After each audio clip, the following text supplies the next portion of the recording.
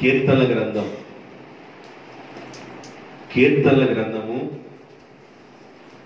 138వ కీర్తన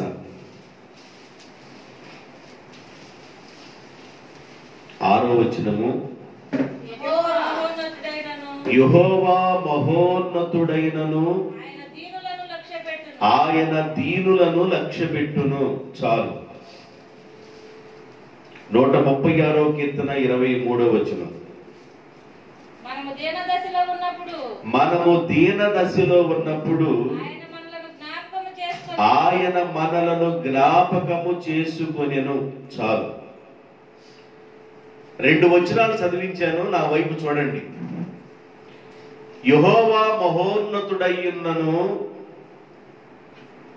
యెహోవా మహోన్నతుడయ్యున్నను ఆయన దీనులను లక్ష్యపెట్టును.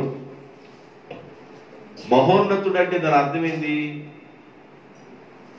మహోన్నతుడు, ఉన్నతమైన వాడు అని అర్థం. ఉన్నతమైన వాడు అని అర్థం. ఎంత ఉన్నతమైన వాడు? ఎంత ఉన్నతమైన వాడు దేవుడు? 1 తిమోతి రాసిన పత్రిక 6వ అధ్యాయము 16వ వచనం. 1 తిమోతి రాసిన పత్రిక 6వ అధ్యాయము 16వ వచనం.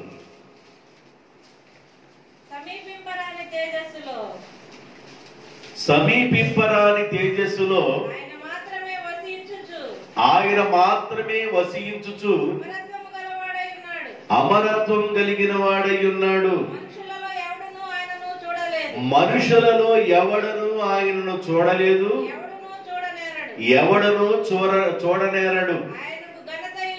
ఆయనకు ఘనతయు శాశ్వతమైన ప్రభావము కలిగి ఉండునుగాక.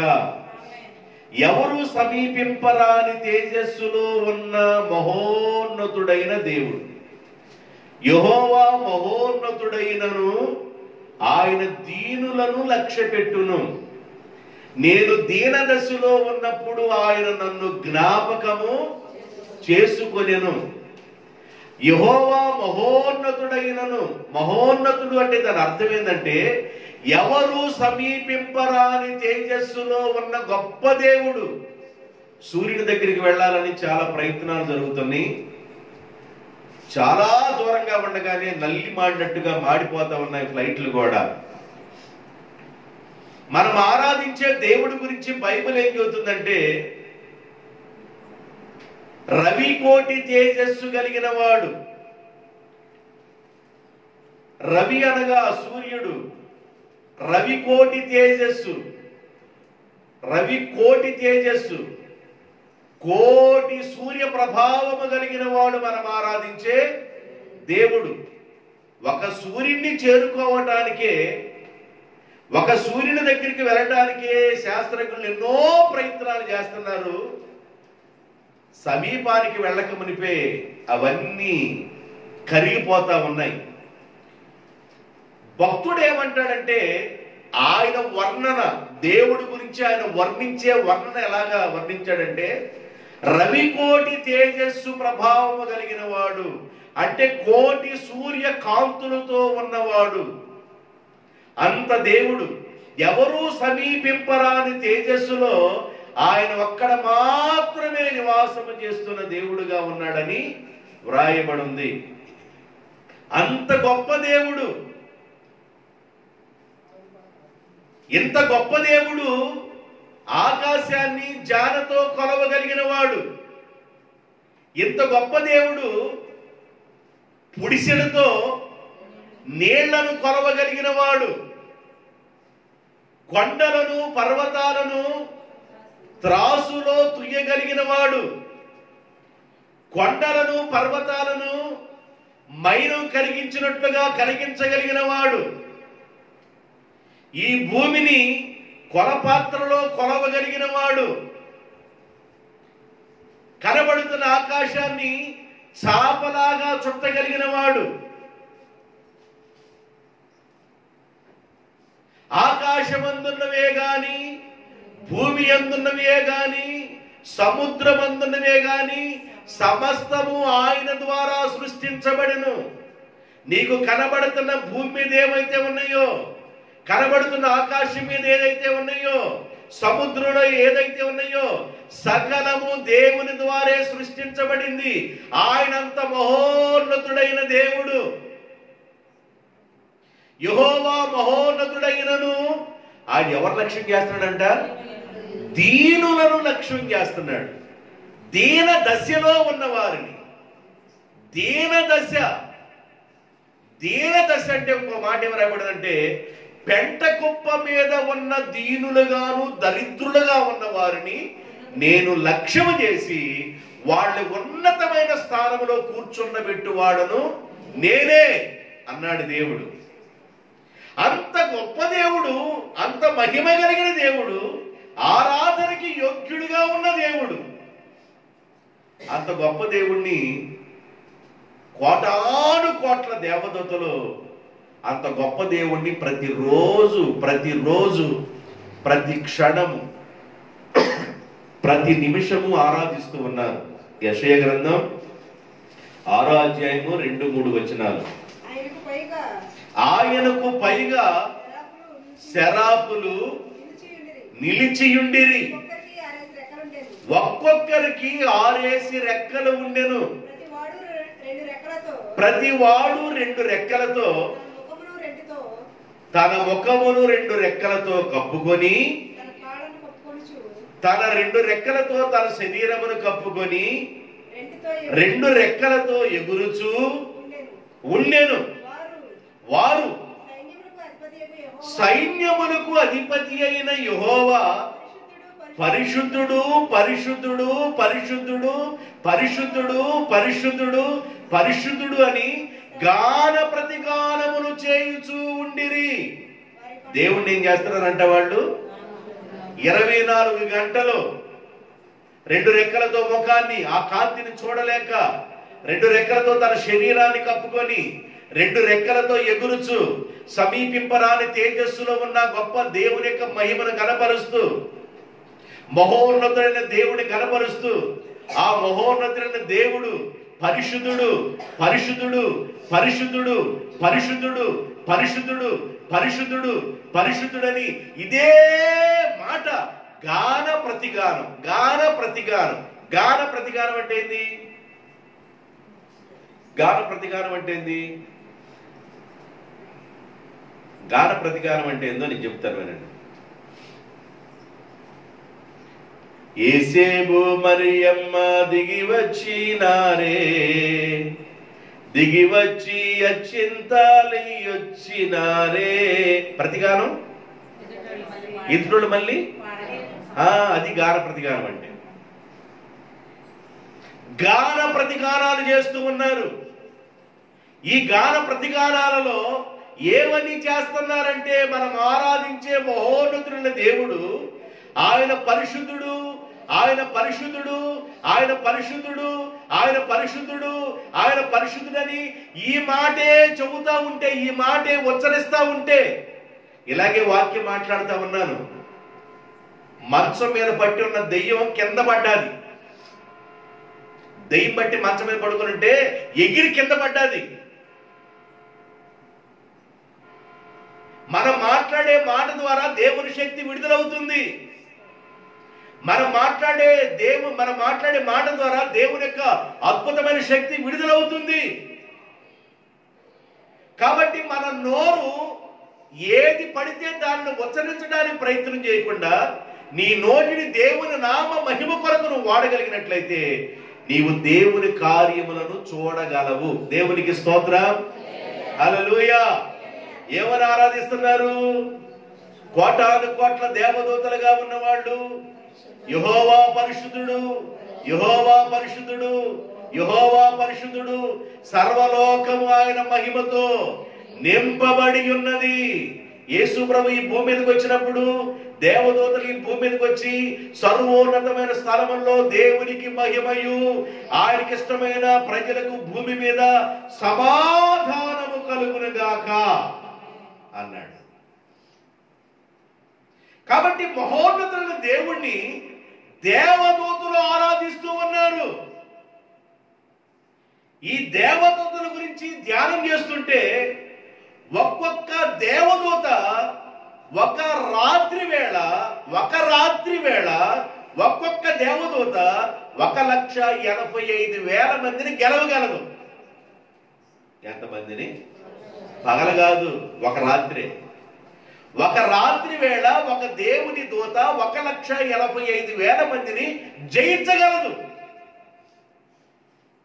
యేసు ప్రభువును పట్టుకోవడానికి బంట్రోతులు వచ్చినప్పుడు, నేను నా తండ్రిని వేడుకుంటే 12 సేనా వ్యూహములు వచ్చును అన్నాడు. ఒక్కొక్క దేవదూత 1,85,000 మంది. రాజుల గ్రంథంలో ఉంటుంది ఆ మాట. రాజుల గ్రంథం, మొదటి రాజుల గ్రంథము, రెండో రాజుల గ్రంథం 19:35. రెండో రాజుల గ్రంథం 19:35. ఆ రాత్రియే యెహోవా దూత బయలుదేరి ఏ దండుపేటలో? అషూరు వారి యొక్క దండుపేటలో చొచ్చి 1,85,000 మందిని హతమార్చెను. ఇలాంటి దేవదూతలు ప్రభు దగ్గర ఎంతమంది ఉన్నారు? కోటాను కోట్ల దేవదూతలు దేవుణ్ణి ఆరాధిస్తూ ఉంటే పరలోకపు గడప కమ్ముల పునాదులు కదులుచూ ఉన్నవి. దేవుని మహిమ అంత బలముగా నింపబడింది. పాట పాడేటప్పుడు కూడా ఒకే గానంతో పాడాలి. చప్పట్లు కొట్టేటప్పుడు కూడా ఒకే విధంగా చప్పట్లు కొట్టాలి. అందరూ కలిసి పాట పాడుతుంటే, అందరూ కలిసి చప్పట్లు కొడుతుంటే అక్కడ దేవుని మహిమ బలముగా పనిచేస్తుంది. దేవునికి స్తోత్రం. మనం ఆరాధించే మహోన్నతుడైన దేవుడు ఎవరో సమీపింపరాని తేజస్సులో ఉన్నాడు. అలాంటి దేవుణ్ణి కోట్లాను కోట్ల దేవదూతలు పరిశుద్ధుడు పరిశుద్ధుడు పరిశుద్ధుడు పరిశుద్ధుడని ఆరాధిస్తూ ఉన్నారు. యెహోవా మహోన్నతుడైనను, అక్కడే చెబుతున్నా, దీనును లక్ష్య పెట్టిన అక్కడికి వెళ్ళలా. యెహోవా మహోన్నతుడైనను, మహోన్నతుడైన దేవుడు. దేవునికి స్తోత్రం. మహోన్నతుడా నీ కృపలో నేను నివసించుడా నా జీవిత ధన్యతయున్నది. మహోన్నతుడా నీ కృపలో నేను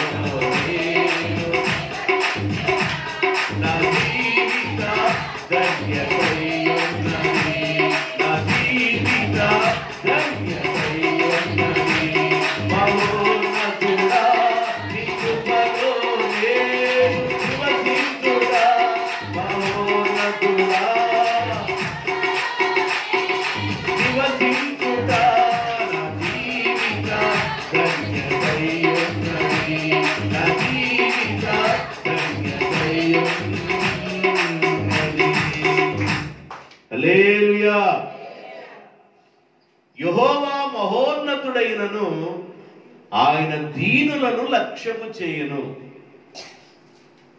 దేవుడు ఎంత మహోన్నతుడు, ఎవరూ సమీపింపరాని తేజస్సులో ఉన్న గొప్ప దేవుడు.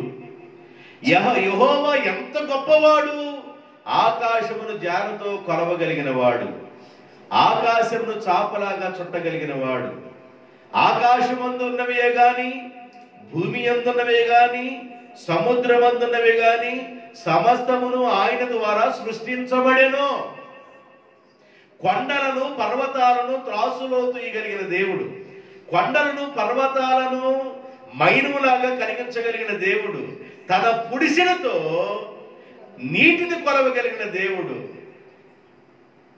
ఆకాశము నుండి వడగళ్ళ పంపించగలిగిన దేవుడు, ఆకాశము నుండి మంచును పంపించగలిగిన దేవుడు, ఆకాశము నుండి వర్షమును పంపించగలిగిన దేవుడు, ఆకాశము నుండి అగ్ని కురిపించే దేవుడు.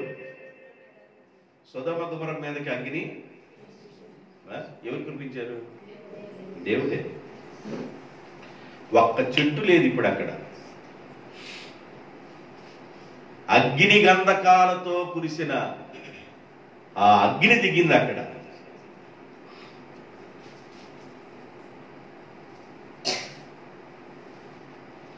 ఆ యెరూషలేములోకి వెళ్ళి కొంత మట్టి తీసుకొస్తే ఆ మెట్ల కింద వేసా పడి ఉండాడని. ఏ మెట్ల కింద? మన చర్చి మెట్ల కింద వేసా. పైనుండి వెళ్ళిపోద్దులే మట్టి అని కింద వేసా. ఇక అది ఆడుంది. ఏడమట్టి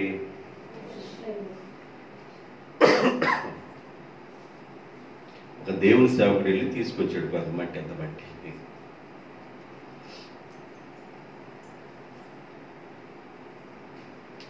మట్టి అనేది ప్రాముఖ్యం కాదు, కానీ దేవుడు సంచరించిన ప్రాంతం అది. ఆయన మహోన్నతుడు. మనం ఆరాధించే దేవుడు మహోన్నతుడు. ఈ దేవుడు ఏం చేశాడో 136వ కీర్తన 136వ కీర్తన 6వ వచనం. ఆయన ఈ భూమిని నీళ్ల మీద పరిచినవాడు. భూమి దేని మీద ఉందంట? ఆయన భూమిని నీళ్ల మీద పరిచినవాడు. ఆయన కృప నిరంతరము ఉండును. ఈ భూమి దేని మీద పరవబడింది? ఈ భూమి నీళ్ల మీద పరవబడింది. ఎంత శాగశక్యంగా ఈ భూమిని నీళ్లలో కరగకుండా ఈ భూమిని నీళ్ల మీద దేవుడు భద్రం చేశాడో చూడండి. ఎన్ని బిల్డింగ్లు కడుతున్నామో, ఎన్ని అంతస్తులు కడుతున్నామో.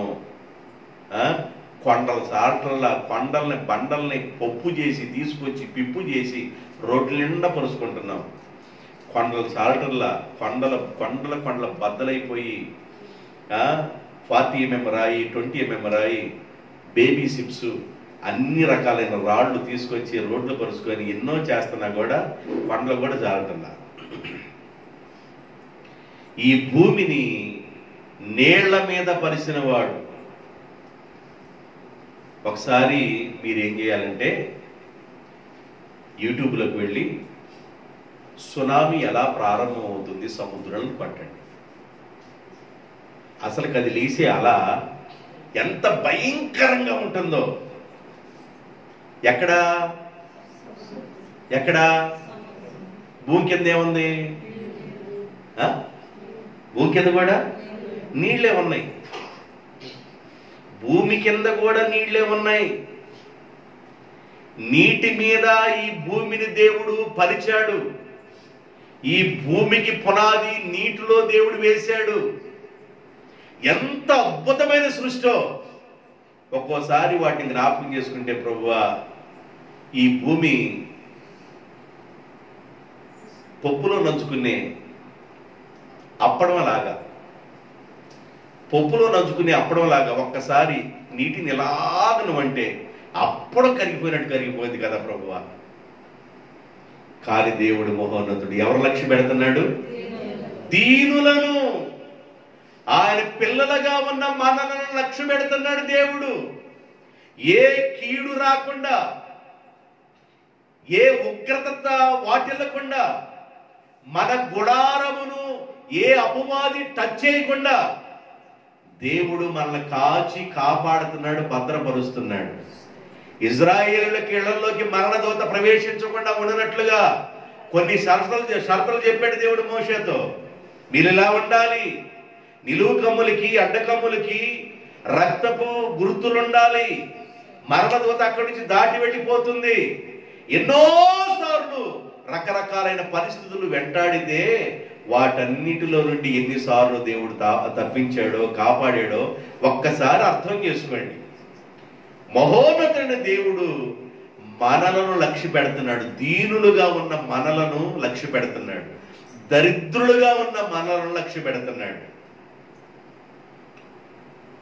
ఎంత దేవుడా దేవుడు అని చెబుతున్నాను. భూమిని నీటి మీద పరిచిన వాడు.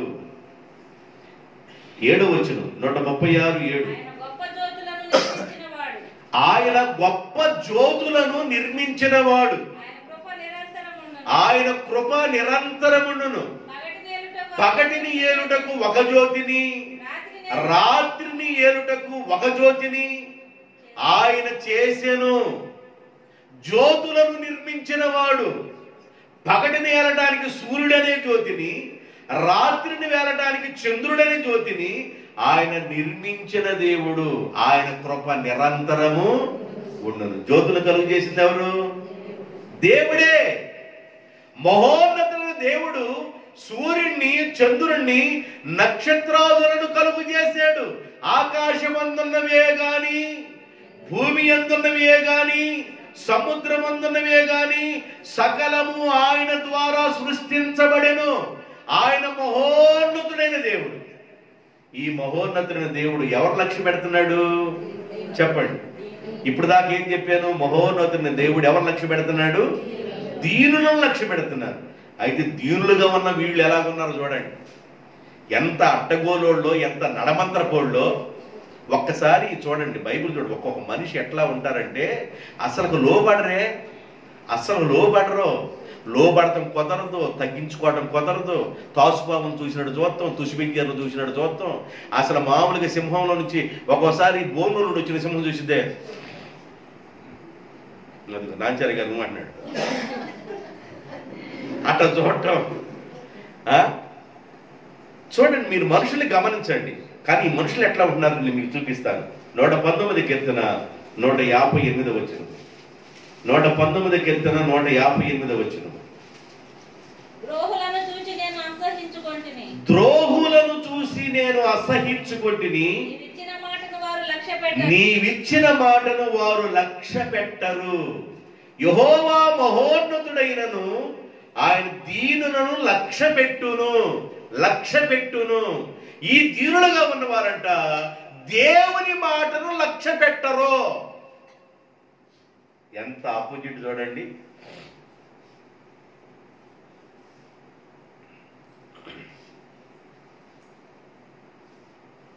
దేవుని మాట వినని ద్రోహులను, ఇలాంటి వారు దేవుని మాటను లక్ష్య పెట్టరు. ఎన్నిసార్లన్నా చెప్పండి, ఎన్ని విధాలుగా చెప్పండి, ఎన్నిసార్లు దేవుడు కళ ద్వారా నీతో మాట్లాడుతున్నా, ఎన్నిసార్లు దేవుడు దర్శనం ద్వారా మాట్లాడుతున్నా, ఎన్నిసార్లు దేవుడు తన సేవకుల ద్వారా మాట్లాడుతున్నా, ఎన్నిసార్లు దేవుడు టీవీలో ఉన్న ప్రసంగికుల ద్వారా మాట్లాడుతున్నా, ఎన్నోసార్లు నీ హృదయము గద్దింపు ద్వారా మాట్లాడుతున్నా, దేవుని మాటకు లోబడదామనే ఇంకితమైన జ్ఞానం లేని కంచరి చెప్పండి, కంచరి గాడిద.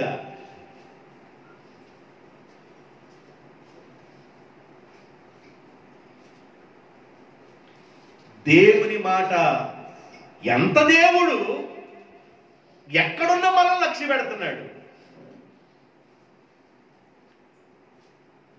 ఎవరూ సమీపింపరాని తేజస్సులో కోటి సూర్య ప్రభావం కలిగిన అంత దేవుడు దీనులను లక్ష్య పెడుతుంటే, దీనులుగా ఉన్న వీళ్ళు దేవుని మాటలు లక్ష్య పెడతం లేదంట. దేవుని మాటలు లక్ష్య పెడతారు. ఏమి చూసుకొని ఒక్కోసారి అంటారు, మనం ఏం చూసుకోరా నీకు ఇంత అదిరిపాటు, ఏం చూసుకునబ్బా అంత అదిరి పడుతున్నావు అని అంటారు. చూసారు మీరు? ఏమి చూసుకొని? ఎంత దేవుడు ఎక్కడున్న మనల్ని లక్ష్య పెడుతున్నాడు, ఎంత ఘనమైన దేవుడు ఏ స్థితిలో ఉన్న మనల్ని లక్ష్య పెడుతున్నాడు. అయితే మనము దేవుని మాటను లక్ష్య పెట్టడం లేదు అని దేవుడు బాధపడుతున్నాడు. దేవుని మాట వినాలి. అసలు పైనుండి వచ్చే జ్ఞానం ఎవరైనా పొందారంటే సులభంగా లోబడిపోతారండి. ఇక అదే దాని ఆన్సర్. ఇక అంతే. వాళ్ళు ఏదైనా చెప్పినప్పుడు సులభంగా లోబడతారు. బంగారం వేడి చేస్తే చాలా స్పీడ్గా లోబడిపోతాయి. కానీ ఇనుముకి గాలి ఎక్కువ వదలరా, ఊది ఊది ఊది ఊది శుద్ధి దెబ్బలు బాగా పడితే, శుద్ధి దెబ్బ శుద్ధి దెబ్బలు పడితే అదప్పుడు వంగిద్ది. బంగారం తొందరగా లోబడిపోతుంది. బంగారం తొందరగా లోబడిపోతుంది.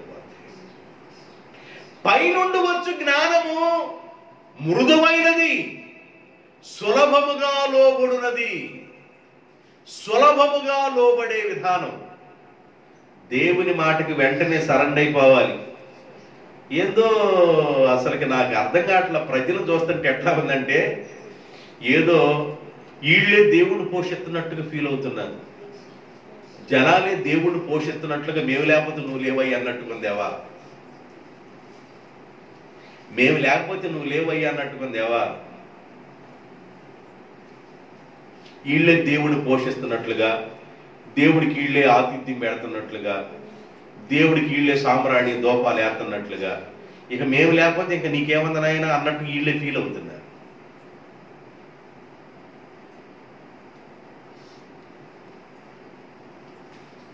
బైబిల్ చెబుతుంది రాళ్ళు కూడా దేవుని స్తుతిస్తాయంట. దేవునికి స్తోత్రం, హల్లెలూయా.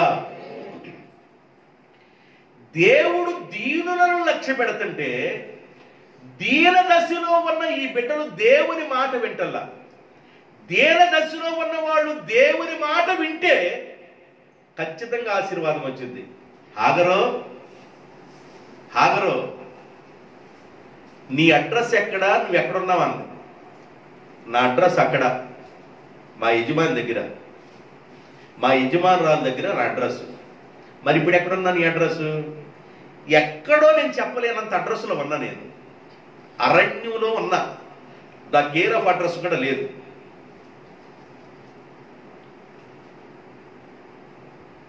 నీ యజమాని చేతి కింద నువ్వు అణిగి మణిగి ఉండడం నువ్వు నేర్చుకోలేకపోతున్నావే.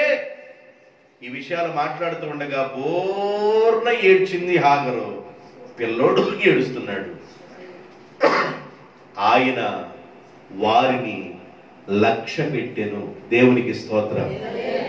వారి ఏడ్పును చూసిన దేవుడు, వాళ్ళ కన్నీటిని చూసిన దేవుడు, వాళ్ళ యొక్క మొరను విన్న దేవుడు వాళ్ళను లక్ష్య పెట్టి అరణ్యములో జలలు కలిగిన బొగ్గను, నీటి బొగ్గను ఊరేటట్లుగా దేవుడు చేయగలిగాడు.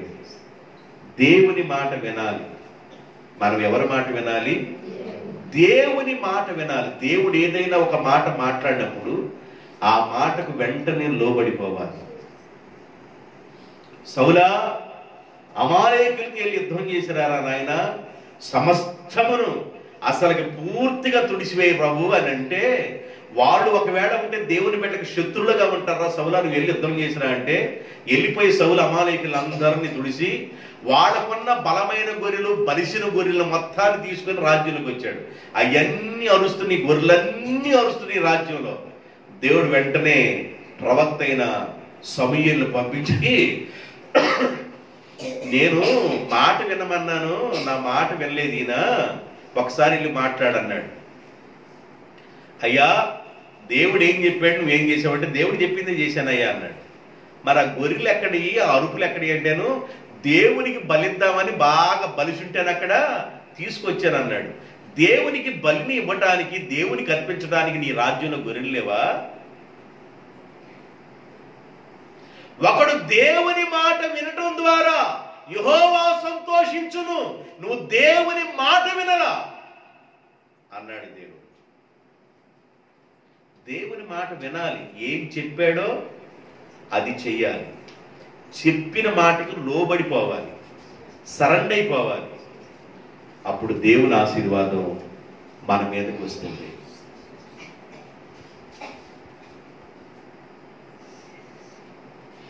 ఎలిజబెత్ జకర్యాలు సేవ చేస్తున్నారు. దేవుని దూత ప్రత్యక్షమయ్యి ఆయన అంటాడు, జకర్యా, నీ భార్య అయిన ఎలిజబెత్ గర్భం ధరించబోతుంది. ఆ పుట్టే బిడ్డకు ఏమని పేరు పెడతారు? యోహాను అని పేరు పెడతారు.